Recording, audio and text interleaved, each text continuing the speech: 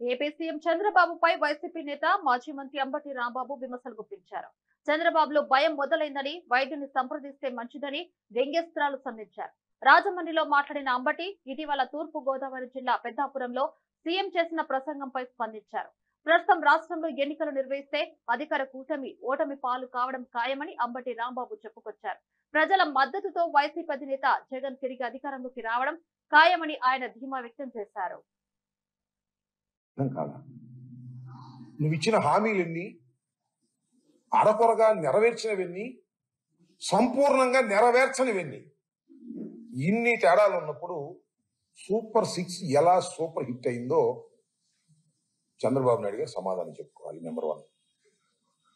Number 2 ఏంటంటే, ఆయన స్త్రీ శక్తి బస్సు ఫ్రీ బస్ గురించి చెప్తూ ఆ వేదిక మీద ఒక మాట అన్నాడు.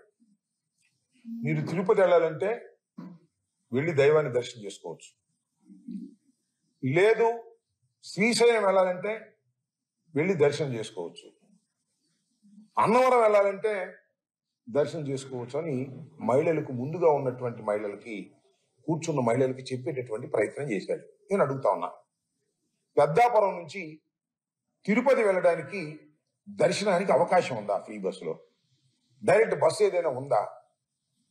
నువ్వు ఇచ్చినటువంటి ఆ 6 కేటగిరీల్లో ఏది తిరుపతి వెళ్ళే ప్రశ్న లేదు. ఎట్లా తిరుపతి వెళ్తారు? ఏదో సమావేశం ఏర్పాటు చేశాం కదా, ముందు మహిళా మనులు తీసుకొచ్చాం కదా అని వారికి పచ్చి అబద్ధాలు చెప్పేటటువంటి కార్యక్రమం చంద్రబాబు నాయుడు గారు చేశారు. దాంతోపాటు ఎప్పటి నుంచో, నా చిన్నప్పటి నుంచి చెప్తున్నా, చంద్రబాబు నాయుడు గారు ముఖ్యమంత్రి అయినప్పటి నుంచి కూడా 14 సంవత్సరాలు అంతకుముందు అయినప్పుడు కూడా చెప్తూ వచ్చాడు. ఏంటది? చెత్త నుంచి సంపద అని. కొత్తగా పెట్టింది ఏం కాదు. ఇది ప్రపంచవ్యాప్తంగా, దేశవ్యాప్తంగా వేస్ట్ నుంచి ఎనర్జీ తయారు చేసేటటువంటి ప్రక్రియ జరుగుతూ ఉంది. దేశవ్యాప్తంగా, ప్రపంచవ్యాప్తంగా జరుగుతూ ఉంది. దాన్ని ఈయనే కనిపెట్టినట్టు చెప్తాడు. ఒకటి.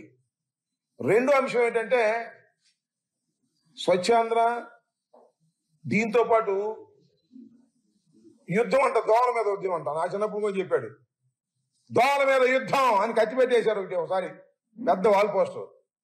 దోమల